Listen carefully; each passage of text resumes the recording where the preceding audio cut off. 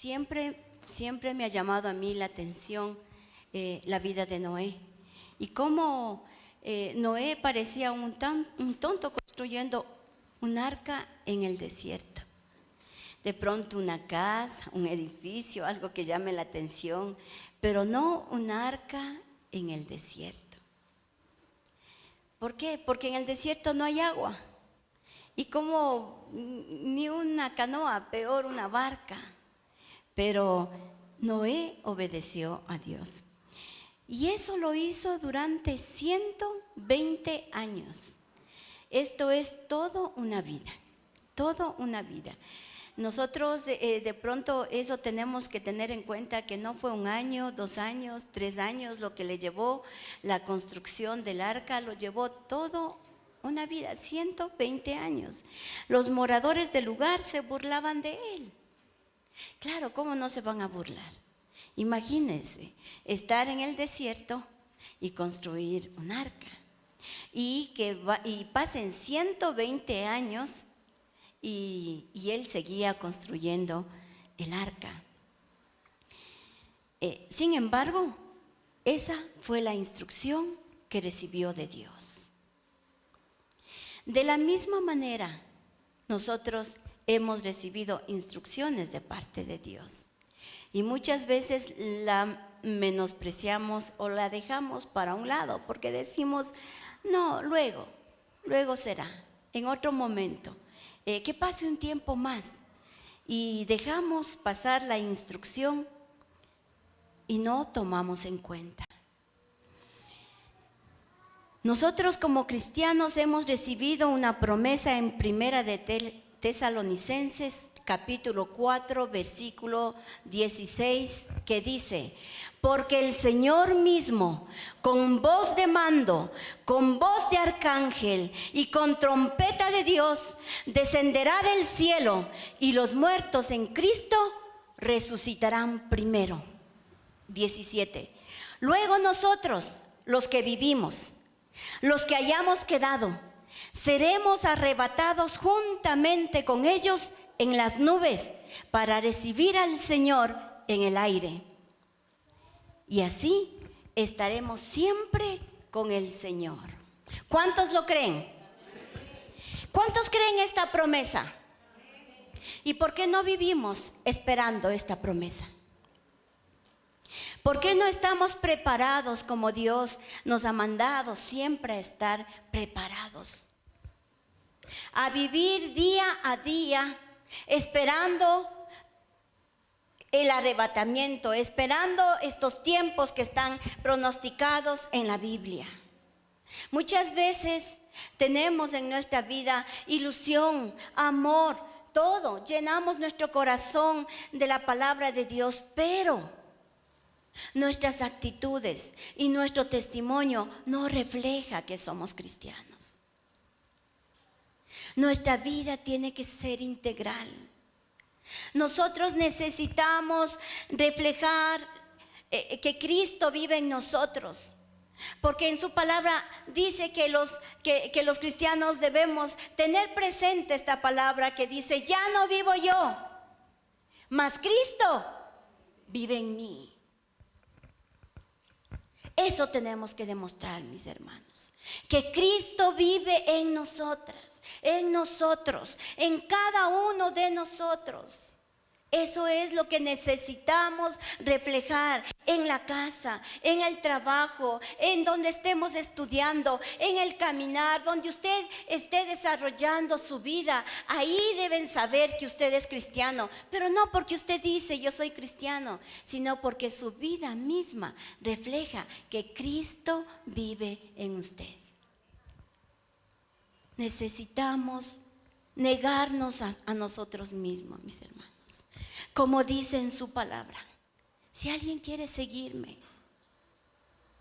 tome su cruz y sígame. Si alguien quiere ir en pos de mí, dijo el Señor Jesucristo, tome su cruz y sígame. La cruz no son sus problemas, mis hermanos. La cruz es el servicio que usted tiene que dar a Dios. Eso es nuestra cruz. Eso necesitamos tomar en nuestras vidas para poder servirle a nuestro Dios. Porque no son sus problemas, mis hermanos, y le voy a demostrar por qué. El Señor dijo en su palabra: venid a mí todos los que están trabajados y cargados, y yo les haré descansar. Llevad mi yugo, porque fácil y ligera es mi carga de llevar. ¿Qué quiere decir esto? Que nosotros tenemos dificultades, pero necesitamos ir delante del Señor con esas dificultades, y en Él encontraremos descanso. Ojo, pero cuando dice llevad mi yugo, ese yugo es el servicio a Dios. Ese yugo es cuando estamos sometidos a la obra de Dios, cumpliendo su voluntad. Porque dice, ese yugo es fácil de llevar. ¿En dónde está lo difícil, mis hermanos? Lo difícil es cuando nosotros solamente pensamos en nosotros. Cuando nosotros somos mal agradecidos, mis hermanos. Porque Dios dio todo de sí para darnos la salvación. Él no dijo: yo soy Dios, ¿cómo me voy a hacer hombre? No. Él tomó forma de un ser humano, algo que fue su creación. Y vino acá a la tierra. Y cuando vino, no vino a nacer en un palacio, mis hermanos. Él nació en un pesebre. Él se hizo pobre para que por medio de su pobreza nosotros fuésemos enriquecidos. ¿Cuántos hemos sido enriquecidos aquí en esta mañana? Hablen, mis hermanos. ¿Cuántos han sido enriquecidos? ¿Cuántos tienen la vida eterna? ¿Cuántos tienen la salvación? ¿Cuántos tenemos esa bendición? ¿Con qué podemos pagarle a Dios esto? Cosas que podamos pagarle no bastarían. Todo lo que nosotros tenemos económicamente no bastaría. Aun cuando nos endeudemos, no sería suficiente para pagar lo que Dios nos ha dado, lo que Dios ha hecho por cada uno de nosotros. Pero necesitamos saber cuáles son estos acontecimientos que evidenciarán los últimos tiempos. Y tenemos que entender que estos acontecimientos son dos: la apostasía y la manifestación del hombre de pecado. En Mateo 24:3, la palabra del Señor dice: y estando él sentado en el monte de los olivos, los discípulos se le acercaron aparte diciendo: dinos, ¿cuándo serán estas cosas? ¿Y qué señal habrá de tu venida y del fin del siglo? Respondiendo Jesús, dijo: mirad que nadie os engañe, porque vendrán muchos en mi nombre, diciendo: yo soy el Cristo, y a muchos engañarán. Y oiréis de guerras y rumores de guerras. Mirad que no os turbéis, porque es necesario que todo esto acontezca, pero aún no es el fin. Porque se levantará nación contra nación y reino contra reino, y habrá pestes y terremotos en diferentes lugares. Y todo esto será principio de dolores. Entonces os entregarán a tribulación y os matarán, y seréis aborrecidos de todas las gentes por causa de mi nombre. Muchos tropezarán entonces y se entregarán unos a otros, y unos a otros se aborrecerán, y muchos falsos profetas se levantarán y engañarán a muchos.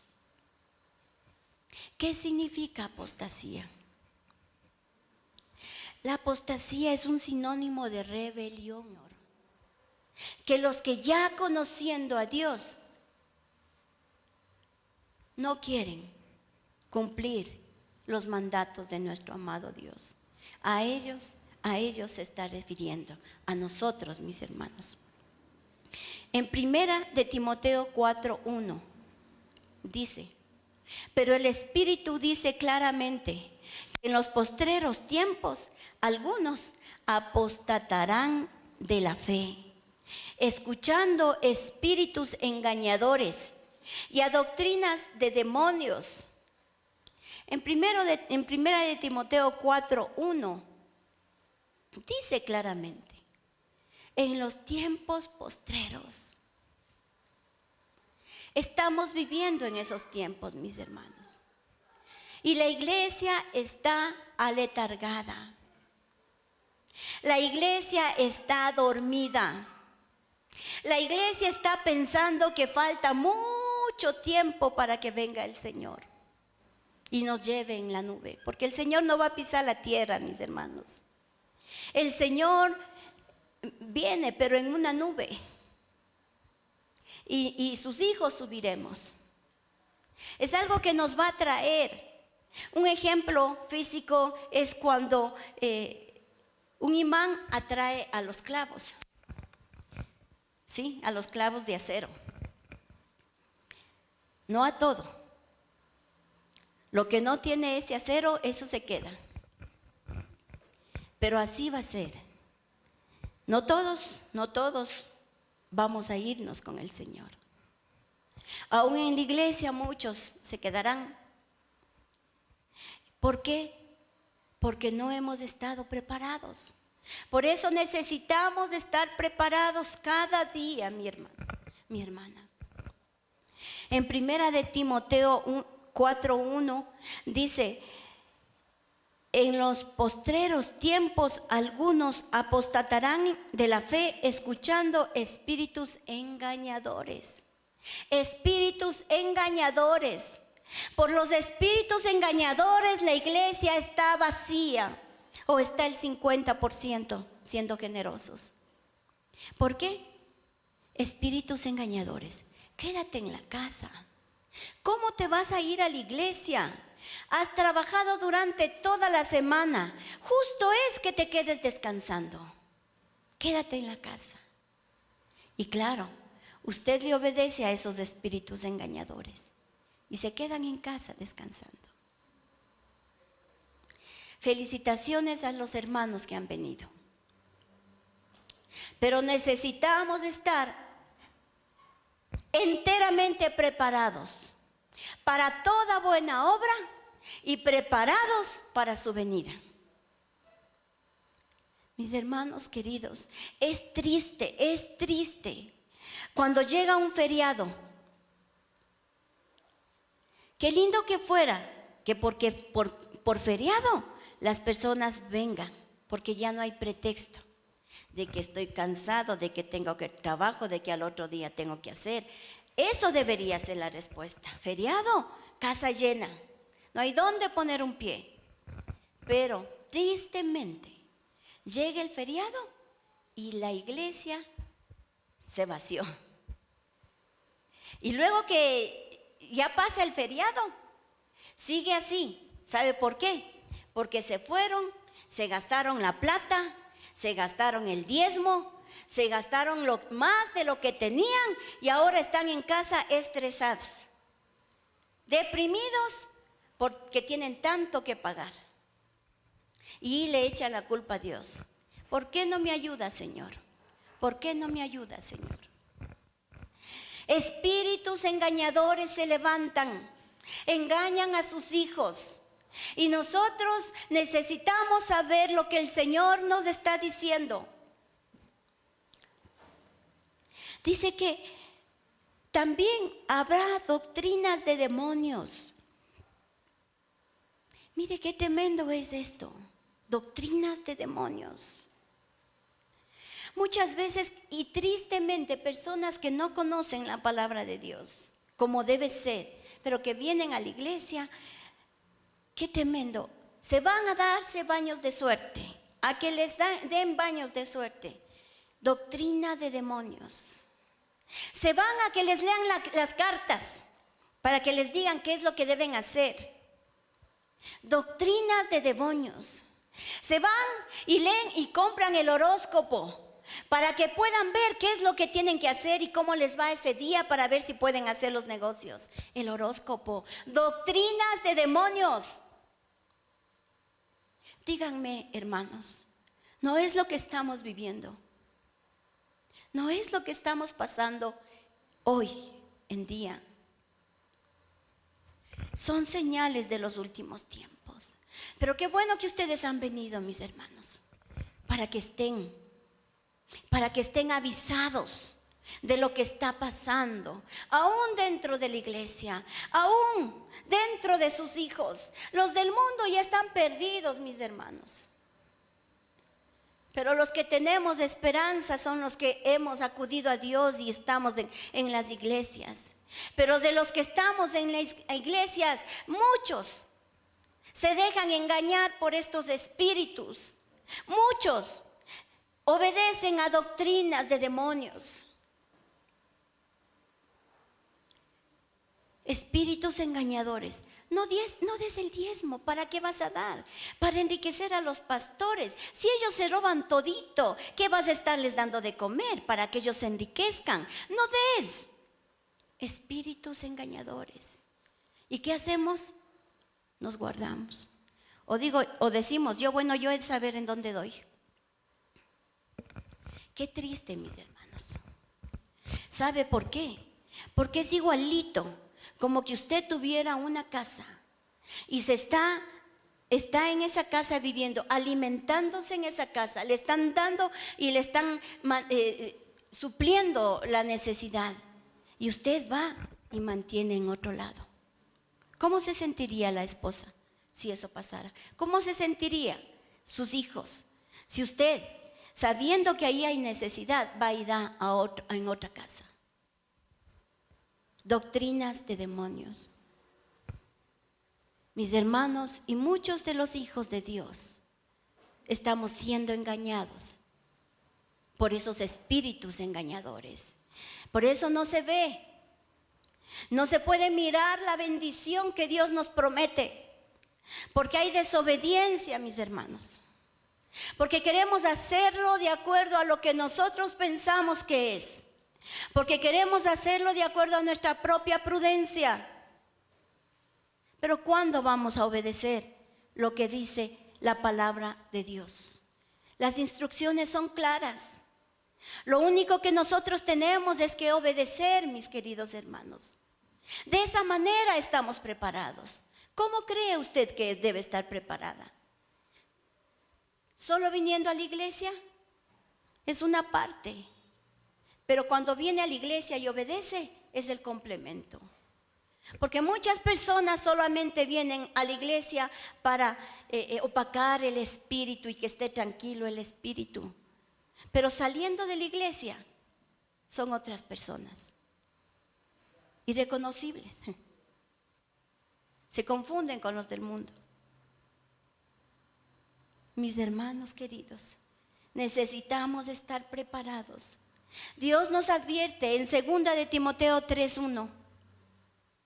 2 de Timoteo 3:1 dice: también debes saber esto, que en los postreros días vendrán tiempos peligrosos. Vendrán tiempos peligrosos. Y estos tiempos peligrosos estamos viviendo, iglesia. Despierta, iglesia, que estás dormida. Despierta, iglesia, que estás aletargada. Dios está llamándote la atención porque estás confiado, apoyado en tu propia prudencia. Despierta. Dice que en los postreros tiempos vendrán tiempos peligrosos, porque habrá hombres amadores de sí mismos. Solamente miran por yo, después yo, después yo. Y el Señor nos da. Y se centraron en 2 mandamientos, toda la ley y los profetas, decía el Señor Jesucristo. Amarás al Señor tu Dios con todo tu corazón, con toda tu alma y con todas tus fuerzas, y solamente a Él le servirás. Y el segundo, amarás a tu prójimo como a ti mismo. A ti mismo quedó en tercer lugar. Primero estaba amar a Dios. Después estaba amar a tu prójimo como a ti mismo.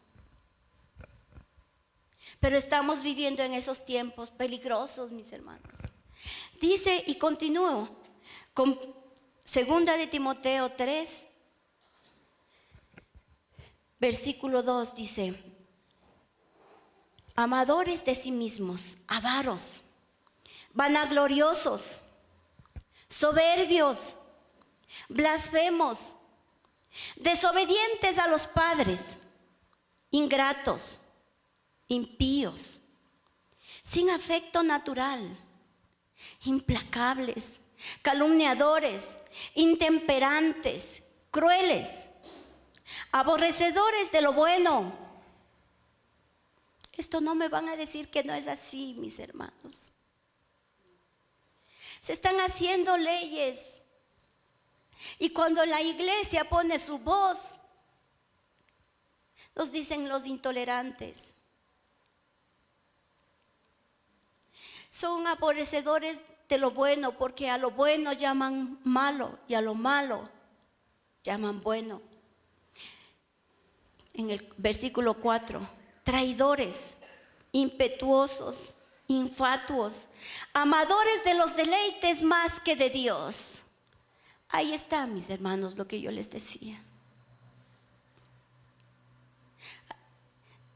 Hay un feriado, ya no importa estar la familia reunida, ya no es prioritario. Si no salen de viaje, no es. ¿Cuándo usted pensó en aprovechar el devocional para invitar a todos sus hijos a hacer un tiempo de devocional? ¿Cuándo usted pensó y dijo qué lindo, hay feriado? Este día lo vamos a declarar que es día para el Señor en nuestra familia. Y vamos a escuchar música cristiana y vamos a leer la Biblia, y voy a aprovechar como padre, como madre, a enseñar a mis hijos la palabra de Dios. Vamos a ir a la iglesia para agradecer al Señor. Pero no. Hay personas amadores de los deleites más que de Dios, que tendrán apariencia de piedad, pero negarán la eficacia de ella. A estos evita. No le digo yo, dice la palabra. Mateo 24:12. No le estoy dando solamente una parte de la Biblia, mis hermanos. Les estoy dando un montón de versículos, para que usted no crea que me estoy valiendo de un versículo para hacer doctrina. No.